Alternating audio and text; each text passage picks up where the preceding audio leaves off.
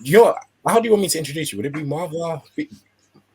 Marva from BComs, or how would you? Marva's just good. Stick with Marva for now. We can go into it. Today joining with us, we have Marva. Marva, how are you? I'm all good, thanks. How are you guys? Not too bad. James, how are you, bro? No, I can't lie. I'm what's the word? I'm inconsolable right now, but I'm just putting on a brave face. But yeah, that's basketball matters though. This doesn't matter. That's basketball matters. You're a San Marino fan or something? What's getting you down? I got a couple PE teachers out there that I'm checking. You think you can play for San Marino? No. I'll do their media for them. I think I'll play. I want to check ancestry.com and see if I'm any like. I bet I got 1%. I bet I got 1%. You might be. Oh, yeah. San Marino. Yeah. Just 1%. That's enough. Where is San Marino, James? It's in Italy. He's right. Yeah. Fair enough. All right. And last but not least, we're going to introduce Abbas. Abbas, how are you, bro? I'm good, man. It's countdown. 17 days to go till we can get haircuts. Is it 17? 17 days to go. 17 days more, less of this headband, and then that's it. And then Tony's back. Tired of beanies, man. Oh, man. I'm tired of hoodies. Tired of hoodies and beanies. You know what? That's good. 17 more days, guys. But that's not what we're here for. Today we are here to talk about some footy. And, you know, it's the international break. And so right now, I think for a lot of clubs, it's time for reflection. It's time to let your players go out and go do what they want to do in the World Cup qualifiers and beat San Marino and them, man. But then when you come back, it's now crunch time in the Premier League, right? And Marva, since you're an Everton fan, I feel like today we should kind of focus on Everton. First of all, I want to start with Everton's season because you had that amazing start. It was 4 wins and 4. Calvert-Lewin, top goal scorer. Ancelotti was at the wheel. And everyone was like, oh my days. Okay, not everyone, but people who decided to like assume stuff really quickly was like, oh God, Everton this season, are they going to be top 4? Could they win the league? Blah, blah, blah. You know, all of that nonsense at the start of the year. So looking back at that, and then obviously you haven't had the best of home records. You lose quite a bit at home, and it's been a bit inconsistent. How do you sum up Everton's season so far? I mean, given I'm one of the most pessimistic Everton fans, I've been quite happy with this season, to be honest, because when there was that talk of winning the league, I was not getting ahead of myself. I know what Everton can do with, you know, games they're supposed to win at home. So it wasn't too unexpected for me for us to then go on that run of not great form. But I think overall, when you compare it to last season, when you compare it to our faults over many seasons, going back to Moyes' era in terms of not being able to beat, you know, good teams away from home, this has been a season where we finally overcome those things and we are improving in ways that we need to be improving in. So there have been some frustrating moments. I think we could be further ahead, but I think so many other teams could also be further ahead and just keep slipping up. So given that's what the season is at the moment, I'm pretty happy with where we are at the moment. Did James and Abbas, did you guys, when you first saw Everton winning and Calvert-Lewin scoring all those goals, did you feel like we might have to take, because they made a couple of decent signings, they signed Decore, signed James, did you think we might have to take Everton in this season, or did you still think? So this is what I thought with Everton. I always thought they are the best of the rest, like everybody says, and I still kind of stick by that. I never thought they'd challenge for the league, but when you had, I think, James and the Ancelotti link, I thought, okay, you've now attracted a top international manager, and then on top of that, you've also got a top talent. Although, like, he was playing in bits and spurts at Bayern and Real Madrid, he was not playing as much. The talent was still there. So I thought Everton have something, but not to win the title, but to break into that top 4. And to be fair, they're still there or thereabouts. A game in hand, 3 points, I think, off the top 4.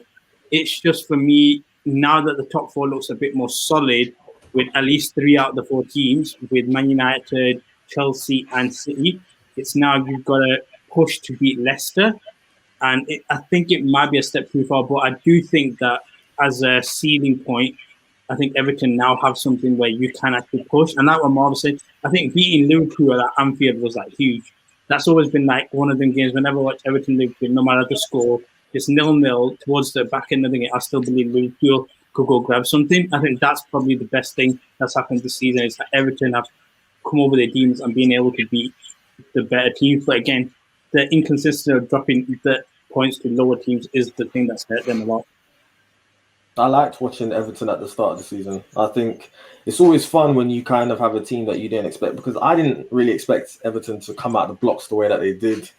And I remember, as an Arsenal fan, I remember people were saying we could have got Ancelotti and we didn't get him. So it's like, maybe if we had Ancelotti, we'd have a much better season. And yeah, I partly do agree. And you know what? I really like Calvert-Lewin. I really like him. There's certain people you see him on the pitch and like, he's just a nice guy. And the fact that he's balling out as well, it makes you kind of want to follow his story and stuff. So it's been interesting to see Everton be spoken about in a much positive light this season. I feel like I think that Everton have definitely developed some more fans this year. And I think if they can once again cut out the inconsistency, they'll probably replace Arsenal in like the whole top 6 debate kind of thing. Right, just like that, replacing Arsenal. I think that's what I was saying as well. Like, I don't even think we've played particularly well this season. Like, I can't pinpoint that many games where we've actually played well yet. I think beginning of the season more so. But the other thing with injuries, like, even though we haven't had, it hasn't been like, oh, Calvert-Lewin's been out for 5 months and then it's like, oh, headline news kind of thing. But when you look at the team that we had that started the season, that first 11 that was doing really well and playing really nice attacking football, that 11 has not been available to us pretty much every game since, after maybe like, I think when we beat Brighton at home. After that, Alan was out for a long time now, Doucouré's out. These are like key players that are out. Coleman was out, Digne was out, Richarlison was out. So it's like, since then we've done a good job at doing the job we needed to do in certain games, where we've just like the Arsenal game, for example, like when we beat Chelsea at home or Leicester away, like certain games like that where we played well in terms of getting out the plan that we needed to do. But in terms of like dominating a game, playing beautiful football, I don't think we've really had any of that since the beginning of the season. We've just like won sensibly how we've needed to win. Yeah. I'm going to kind of play devil's advocate here, because the thing is, on TalkSport, we looked at Everton over the past couple of years since your new owners came in and Ancelotti came in, and the amount of money you spent. Like, people don't realize Everton have spent a lot of money. Like, Gylfi Sigurdsson was like 40 something M's, Richarlison 50 M's, like rising to 50. Yeah, rising. but people don't realize that Everton have spent a lot of money, right? Yeah. And do you feel like, even though with your bad home record this year and kind of how it started, do you still feel that this is still a good season? Like, where do you need to finish for this to be justified a good season? Because especially with a manager like Ancelotti, the people you brought in, Abbas, Doucouré, like, where do you feel like you finish? I think Europe if we get Europe, then it'll be considered a good season. I think if we don't get Europe, though, it will actually be considered possibly a bad season in a lot of ways. It's like that fine margins. But when I was at the Chelsea-Everton game for Beacom's, in the sort of press conference, Ancelotti was just talking about, he was asked about top 4, because obviously at that point, Chelsea and Everton were like pretty much level, I think. And then that obviously took Chelsea into a much more solid position. And he was asked about, well, is that top 4 hopes gone? And for him, he was very clear on just saying, like, top 4 wasn't our aim for this season. I don't think we're there yet. Our aim has always just been Europe for this season. So in that sense, if Ancelotti's aim this whole year has been to get into Europe, then if we get into Europe, then it's a good season. And like I said, we've just improved on so many things overall. So, but if we start to slip now and don't get into Europe and manage to finish like 8th or 9th, then obviously it's a different story. Yeah. I do have one question on the, like you said about Europe. So I'm going to do like a Tottenham Arsenal thing. Tottenham, think the idea of like success, if you finish above Arsenal, you're okay. Everton then just finish above Liverpool. Are you saying that's a successful season or not? It's a nice bonus, but I wouldn't say so. If we finished 8th and they finished 9th and we didn't get into Europe, I don't think we'd be happy with that. I don't think many Everton fans would be that happy with that. They'd have a laugh, but they wouldn't be that happy with it, no. So is it more, because the thing is, you're on 46 points now, you're 5 points away from Chelsea, you're 4th, but you've got a game in hand. So you win that game in hand, it's only 2 points. And that's what? That's 1 week. Is it Are you looking towards more the Champions League, or would you rather start in the Europa? Because maybe Everton might not be ready for the Champions League just yet, or do you feel like you would rather the Europa League and try and win that? As our squad is at the moment, yeah, I don't think we would be ready for Champions League. I mean, if we got it, no one's complaining. We're not going to be like, but like, no thanks, we'll take Europa. But I just think realistically, our consistency does not give me any hope that we would catch those 5 points. It's like our next 2 games are, I think, Palace and then Brighton, which should be seen as an easy 6 points, but it's not for Everton. It's like you just never know. So I think with our consistency, I can't see us getting top 4. It'd be great to still be in those conversations right up until the end. I think that would definitely be seen as a good season, but I don't see it happening myself. James, do you feel like Everton should just say, you know what, let's just go for Europa and nothing else? Or because I feel like there's still a chance. There's still a chance, especially without Decore though as well. We don't know how long he's out for, and he's been such a key figure. That's the thing that makes me worried about the rest of the season. So you feel like with no Decore, no Champions League, or no even Europe? I just, especially if any other injuries pop up, our squad isn't particularly there at the moment. So I think it should be to aim. I mean, obviously you just aim to win every game. What else can you do? And wherever that gets you, that gets you. But yeah, I'd be surprised if you're seeing us in top 4. Would you say you're happy with Ancelotti as a manager going forward? Obviously, I know like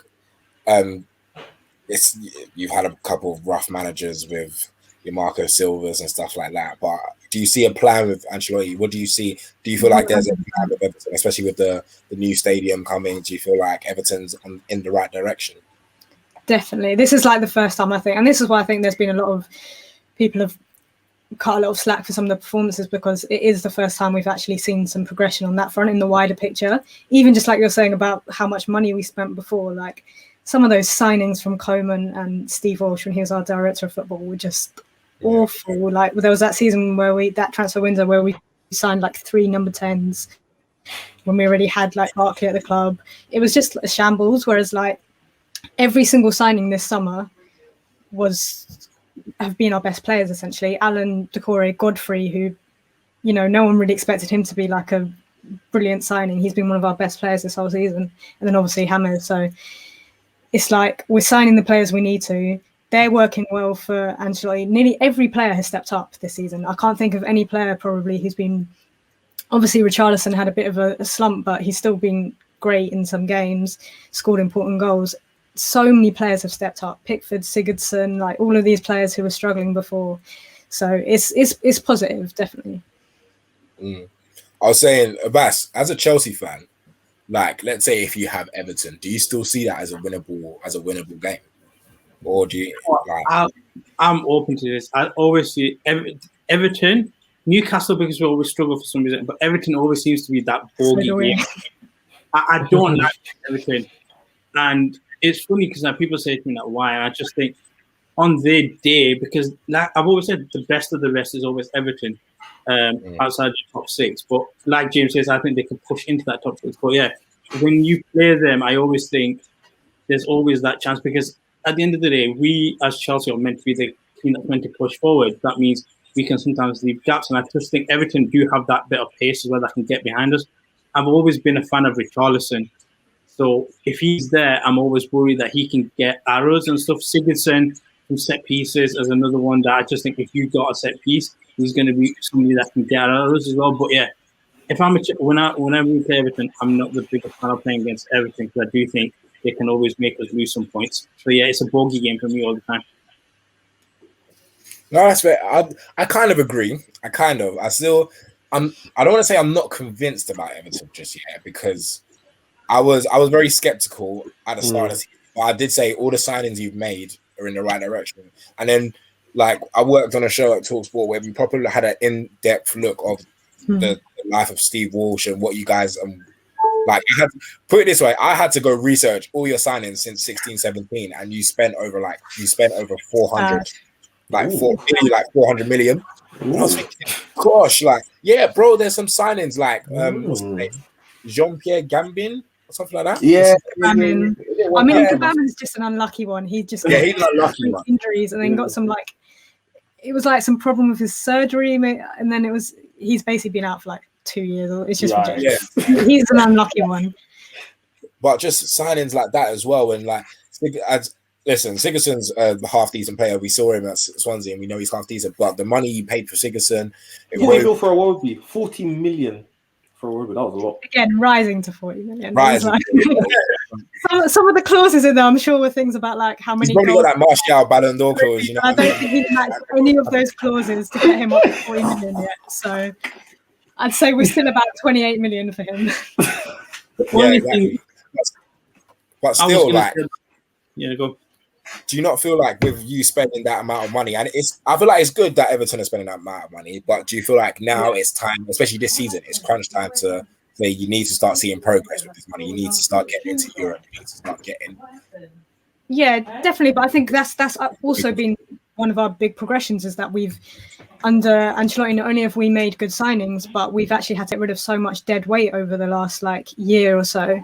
That was like wage bills. Like Schneiderlin was on like a ridiculous amount, and he was just like underperforming every single game. So getting rid of him, like Balassi, you forget, still is on our books. Like so many of these bad signings from Koeman and Walsh over the years have like still been on our books, and we're still getting rid of. So in that sense, it's like you can't pin that all on Ancelotti and Marcel Brands now, because they're the ones who are now recorrecting that. So I think obviously by next season, when that dead weight's gone and it's all just down to their signings, then there'll be a bit more pressure on that front. But for now, it's like, I think we've just drawn a line under, right, we have spent a load of money, but a lot of that was on terrible players and players who did not work in a system that we wanted to play. And so you can't just be held up on that. Now draw a line under it and make sure these new signings are going to bring us forward, basically. I want to quickly focus on the red side of Merseyside for a bit. I know Marva, those are your ops, and I don't know. Those are your ops. Yeah. Listen, I don't have Liverpool either as a United fan, so we both agree in that sense. Obviously, we see Everton are level on points with them, but Liverpool just ahead on goal difference. Do you feel like, because with Liverpool, I think it's Champions League or bust right now, and the fact that Liverpool are still in the question of Champions League, do you not? First of all, let's talk about Liverpool. Do you feel like Liverpool could make Champions League? What happens if they don't? Does the balance start to tip? I don't want to say the balance starts to tip just as yet, but is this low key the balance start to tip? Do Everton start to rise and Liverpool start to fall, or is it just one of a freak season, really? I mean, I would love to say that, but I think it is a bit of a freak season for them. And it's also that kind of dip after you've just done so well, both Champions League and then finally win the league after so long. And then obviously they've had some big injuries and consistent injuries as well. So I'd love to think it was tipping, but I wouldn't be so sure. James, do you see Liverpool making the Champions League?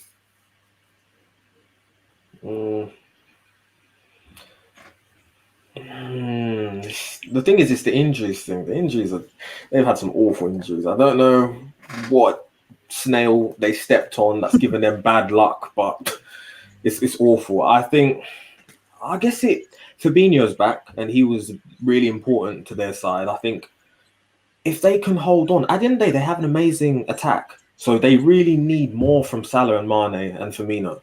I think if they can get those two firing on all cylinders again, they'll make Champions League. I still feel who's in the Champions League spots right now? United, Chelsea. I don't trust Leicester. That's the team I don't trust. Out of the top four, I don't trust Leicester. And I think if you have Leicester occupying one of those spaces, you still have a chance. If you're 5th, 6th, you're looking at them like, Leicester might fall. And that's where we need to pounce. So I'm going to go against it. I'll say I feel that they could do all right actually in the Champions League this year with their path. Like obviously Real Madrid have been pretty inconsistent, and so if they're going to put sort of all their eggs in that basket and actually try and win the Champions League, I think they've actually got a decent shot, to be honest. Like the fact that on the other side of the draw, you're getting rid of a load of big names. Yeah. And so if they're going all out there, then maybe they'll start to slip in the league as well. Yeah, I feel like if I was Klopp, I would rather just forget the league, put all my eggs in the Champions League basket, just play a couple more cup finals. Do you know what I mean? You know what I mean? A knockout tie is just 2 games, and it's it's much easier to play, especially when you've got nine games left in the league. And it's Real Madrid. If you beat them, because they're not the Real Madrid of normal, but they still are Real Madrid, that boosts the team massively. Especially if Sergio Ramos is fit, then that record still stands. But there's that if Sergio Ramos has not lost a Champions League knockout tie since 2015. He's not played Chelsea yet. Let him play or something. Let him play Chelsea. Yeah. The fact that he hasn't lost a Champions League tie in 6 years, and he's afraid of Thomas Tuchel and Tammy Abraham. All right, then. Don't forget Captain America. Captain America. He's waiting for his playoffs.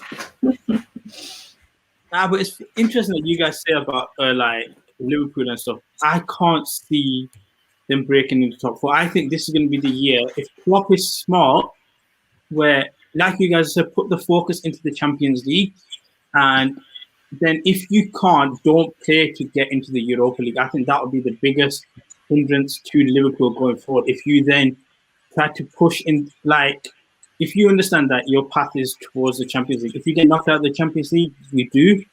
But I wouldn't push then to try to play Europa League, because I think the Champions League spots are too far away from them. They can't really keep clean sheets. And then on the top of it, like, really, they don't score that many goals. I know a lot of people see Salah as an elite goal scorer. I do as well, but he has to have a lot of chances. And I don't think they're creatively that special, Liverpool.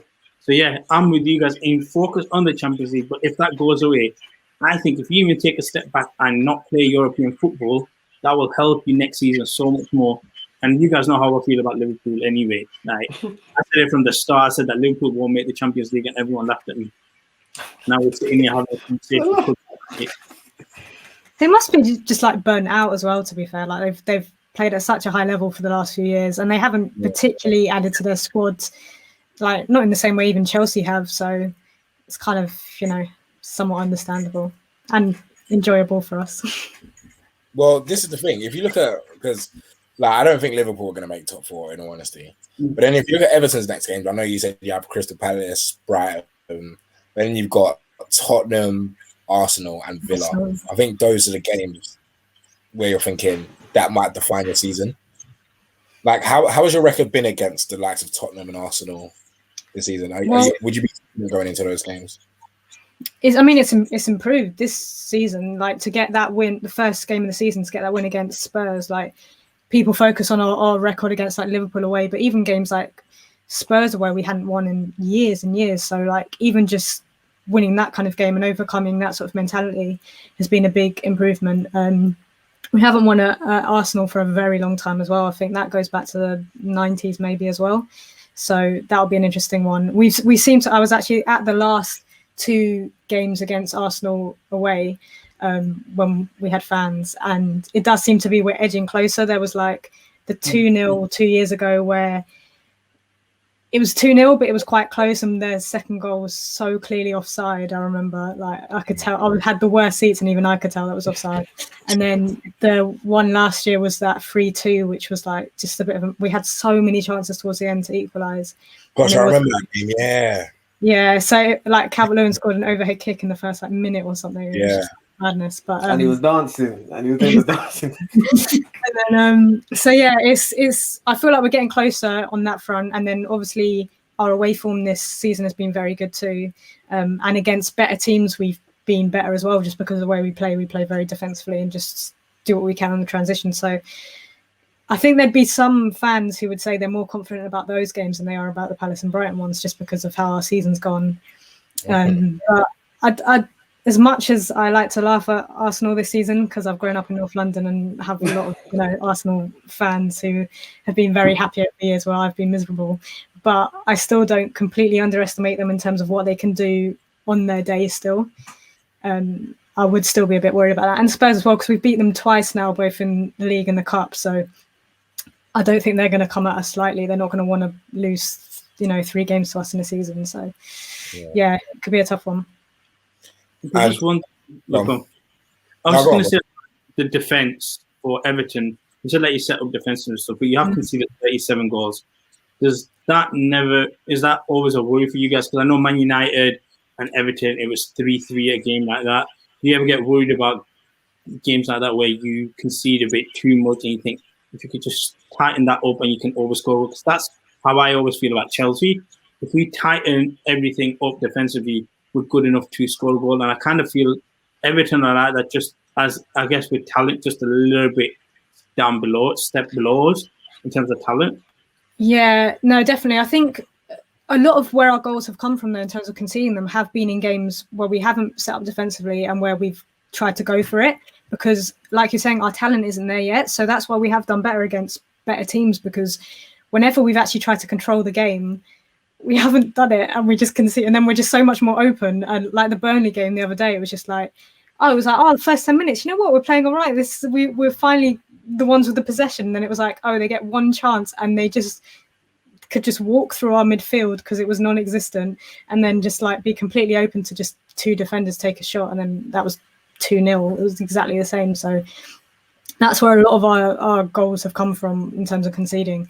And then we've kept clean sheet against Chelsea at home. We've kept clean sheet Leicester away, which makes no sense, but it's just like the way we've set up. And so we've kind of tightened it up when we, like against Liverpool, for example, where we have just sort of played with like a 4 at the back, but the 3 of them are centre backs, and then you've had Coleman coming back as well. So it's like just basically playing with like a 6 at the back at times. We've managed to tighten it up in those games, but yeah, we're just not there yet with our overall play of being able to tighten it up but control the game, and that's why we leak so many goals, because we just can't control the game in so many of these games. So let's say you have your season. Everton make Europe. I'm not going to say Champions League or Europe, but let's just say they just make Europe. What's next for Everton in the next coming season? Is it how do you maintain that European status? How do you maintain the top 6 side? Are there any positions you see in your team right now there where you're looking to improve? I've seen that you might be linked with Koulibaly, which is I saw that bad, but like that would be a decent signing. You know, it would. I don't know if it's just kind of lazy reporting of like obviously that Napoli link or whatever, but yeah. And also we've got some good centre backs at the moment. So like Keane's had a great season. Mina's been pretty good recently as well. Godfrey obviously, and then like Holgate's been playing out of position at right back. And then we've got this young guy Braithwaite on loan as well. So it's like, and he seemed quite good for us when he played. Apparently he hasn't been doing as well at Blackburn, I think. But anyway, so it's not like the position we're like dying for, but obviously a top centre back, you're not going to like say no to it, especially when, you know, if we're going to be competing in Europe, for example. But I think, to be honest, I think as much as Everton fans can be very harsh and have high expectations on things, I think we're also quite realistic in the sense of like, if we went next year and finished 7th, but won the League Cup, for example, so many Everton fans would be happy to just win a trophy. If we had a good run in Europe but came 6th and didn't win a trophy, a lot of Everton fans would just be happy to see us doing well in Europe. Do you know what I mean? So I think there are a few different scenarios that could play out where we would be happy with whatever those expectations are next season. But I think it depends on who we sign. It depends on injuries as well. And yeah, we'll see, I guess. Who would you like to sign? Like, who is there anyone you're looking at in the market thinking, yeah, we could do with that type of position filled? I don't know. I mean, it's kind of going to depend on, like, for example, if we sign Sigurdsson for another year, if we extend his contract, there's talk of that, or whether if there's someone better in that position, a bit younger maybe, who could come in. Obviously, James has just been out a little bit with injuries. He's been a little bit inconsistent with that, so it'd be good to have a backup, although Sigurdsson has been doing well in that position when he has played this season. But I think just creatively we need a few more. I think we need a good right winger, especially someone who's comfortable playing off of the right, because Richarlison prefers on the left. I think someone like that who could also play up front when needed, because that's the other thing is, like, as much as I've loved Calvert-Lewin this season, obviously he's amazing, but he's not like a Kane in terms of like, we'll just get you a goal out of nowhere, picking it up, running with it and taking a shot. So it's like, it's a weird one where you don't want to buy, you wouldn't, no kind of really good striker would particularly want to come and be second to Calvert-Lewin. And who could you really justify starting ahead of Calvert-Lewin when he's got so many good goals? So you'd kind of need someone maybe who could play right wing, but also play up front. something like that, I think would be a great signing for us. Just a bit more creativity off the bench. I mean, if you looked at our bench against City the other day compared to City, it was just like a joke. It was just a joke. It was like all under 23 players. So definitely need to build our squad. And like, I was gonna say, go on. No, I was just gonna say, in terms of then players you're bringing in, you mentioned that. Who are you like worried that could then leave to like a bigger club? We don't want you to go. We would like you to stay to build around and stuff. Maybe like, I don't know. I mean, he's just signed a new contract, Luca Dean, but obviously I can imagine a lot of clubs would want him. I think Godfrey even is someone. I know he's only had one season, but if you're like a top club looking for a centre back to come through, why would you not look at him? So I think he'd be one. Who else? I mean, maybe like Richarlison even. He hasn't had like top season, but he still had a pretty good season. You could see a European club coming in for him. So some players like that I could see. But other than that, I think it's a quite good base of like players who are at the right level of where they need to be with us. Like even Luca Dean, even though he's been great this season, but how many teams above us in the league need a left back? So most, and like Michael Keane, for example, doing a good job for us, but it's not like Barcelona are going to particularly come in for him, or like, do you know what I mean? So it's like I think a lot of our players at the moment are where they kind of should be, which is great, but I guess we'll see. I might shot myself in the foot there and we'll see Richarlison leaving to Barcelona or something, but no, hopefully he doesn't leave. Just one more thing. One last thing we got to do before we let our guests wrap. We let our guests always shout out whatever they're doing. So the floor is yours. If you've got anything you're going to plug yourself, please let us. Yeah, so all my socials at Marva MSK, and I've just started Everton YouTube channel as well called From N4 to L4. I'll be doing sort of general football content there, so even if you're not an Everton fan, I'll be doing wider stuff there. So those two things. Nice. All right. Thank you, everyone, for watching another episode of The Agenda. Thank you, Marva, for coming on. We really do appreciate it. Can Everton make the top 4 or the top 6 or just Europe in general? We'll see. But this has been another episode of The Agenda. Until next time, people. Peace. Thank you.